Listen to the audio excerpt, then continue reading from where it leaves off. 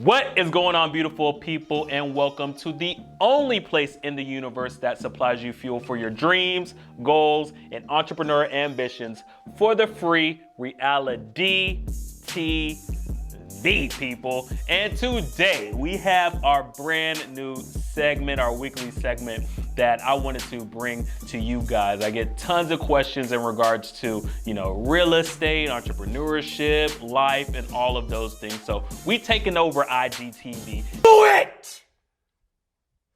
Just do it! And we making it reality TV, guys. And every week we're gonna come with your questions that you guys have asked me.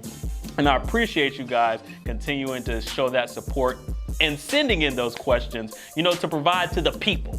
Because tons of you guys are in my DMs or shooting me a call and asking some great questions that I really think that a lot of us can benefit for it. So we gonna start this weekly segment every week. It's Itsdeeandyou, episode 1. Yes! Yes! Yes! Yes! So let's get straight into it and kind of see what questions the people have, all right? And this week, we got so many questions, guys. I'm actually gonna have to split it up, all right? For this episode and next episode, because I'm simply not gonna be able to get to them all today, all right? So definitely today and next week, we'll have all those questions answered from our previous week. So let's get straight into it, all right?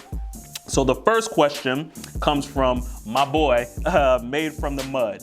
His question was, when was the turning point in your trajectory of a chosen future for yourself? This is deep right here. And I don't know what to say if it was a one turning point per se, but I will pinpoint when my mind started to open up to what I'm destined for. And that's when I read the book, very cliche, but it opened my mind to where I believe I was destined for. And it's the book called Rich Dad, Poor Dad. Many of you guys know about it. And it simply turned my life up on my head. It was showing myself that I was limiting myself, because my whole dream was to, go into a Fortune 500 company, be the CEO, but long story less long, that book showed to me that, hey, Deontay, you can be a CEO of not only your own company, but multiple companies. And the fact that, no one can ever pay you what you're worth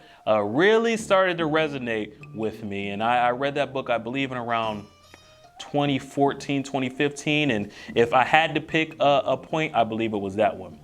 Great question, my boy. Then, we got one more from my boy Made from the Mud, right? He asked, major changes you had to make when transitioning from your first job.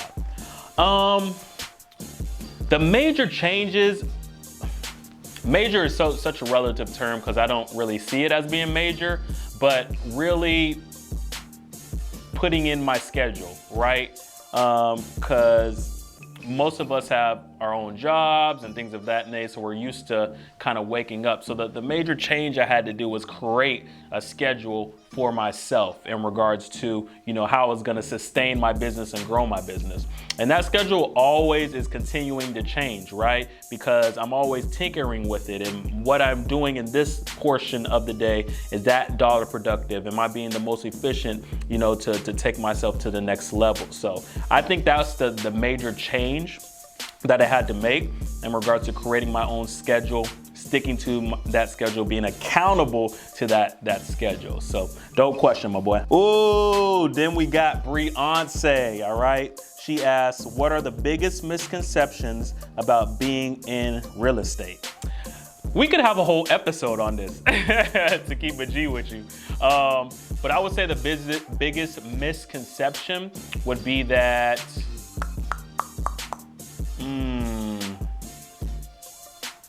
I don't want to narrow it down. I'll do two. That it's relatively easy because people hear about all the money that you can make. And also that you'll have your own time to yourself and you create your own schedule, right? So depending on what you want to do in regards to real estate and where you want to take your business, you're not necessarily going to have all the free time that you want unless you start to implement systems, boundaries, and things of that nature. So it's not something that you say, oh, I'm going to quit my job and I'm only going to work like 15 hours, depending on your goals, right? So if you're just looking to do probably like one deal every other month, that may be something for you. But if you're trying to, crush it and snap, you're definitely gonna, especially in the beginning, have to sacrifice a lot of time to implement those procedures and put the people in place and things of that nature. And also that, is easy, right? I don't think it's that easy. I'm sure you can ask many of the top producers how quote unquote easy it is and get their answer. So those are the biggest misconceptions I feel that there are. Definitely gonna have to put in work. Definitely gonna have to put in work and sacrifice a lot. And I'm not just talking about monetary, we talking relationships, friendships, and all of those things. Once again, if you have huge and amazing goals. Great question. And last question for Itsdeeandyou, brought to you by my other boy, Hugh Hefner, right? His question is, top 3 must-reads when starting up your own business. Y'all know I love books, right? Y'all know it. So this is very tough for me. But what I always recommend, first and foremost, is E-Myth Revisited. Definitely E-Myth Revisited. I would say Never Lose a Customer Again. Love that book. And I just finished a book called Traction. I think those 3 books, when starting up your own business, would be really, really good. Really good and put you guys in a great place in regards to the things that you want to accomplish in your businesses. So appreciate y'all questions. I'm gonna get to the rest of them next week. Itsdeeandyou, episode 1 of a million. So appreciate you guys tuning in.